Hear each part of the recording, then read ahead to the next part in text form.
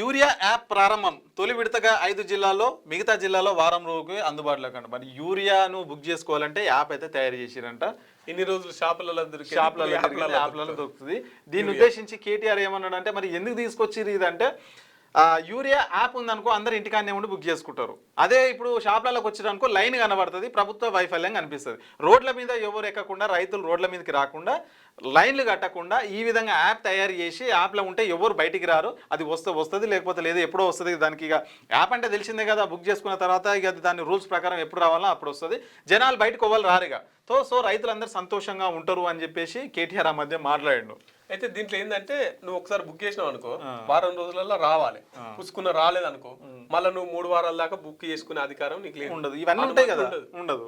ఇక నువ్వు నీ పంట ఎండిపోని, నీ పంట ఆగంగాని ఇక రోడ్ల మీదకి వచ్చేది లేదు, షాపుల దగ్గర లైన్ కట్టేది లేదు. దాంట్లో ఒకవేళ చూపిస్తే ఏడా జనగాంలో ఉందా, తర్వాత హైదరాబాద్లో ఉందా, లేకపోతే కరీంనగర్లో ఉందా, అంతే ఏడుంది అనేది కూడా చూపిస్తుంది. అటు ఆడికి పోయి తెచ్చుకోవాలన్నట్టు. అంటే ఇప్పుడు మరి రైతులకు ఫోను తీసుకొని మరి అలా యాప్ లాగిన్ అయ్యి ఇవన్నీ వస్తాయా? మరి కొంతమంది ఇన్స్టాల్ చేసుకొని ఈ యాప్ ను బుక్ చేసుకొని ఎరువు కావాలి, అలా అడ్రస్ పెట్టాలి, ఆధార్ కార్డు పెట్టాలి. ఇప్పుడు దీంతో ఇంకో కొత్త ఏంటంటే ఇప్పుడు ఎవరిదైతే భూమి ఉన్నదో వాళ్ళది ఆధార్ కార్డు కావాలి. కౌలు రైతులకు ఇది మళ్ళీ చాలా ఇబ్బంది అవుతుంది. సో కౌలు రైతులకు మళ్ళా మీ ఓనర్ను బదిలాడాలి. ఆ ఎక్కడో ఉంటాడు, బుక్ చేయమంటే బుక్ చేయడు. ఆ యాప్ వాళ్ళకు తీసుకోవడానికి కూడా ఇష్టం ఉండదు ఆయనకు. సో ఏంది కథ అంతా?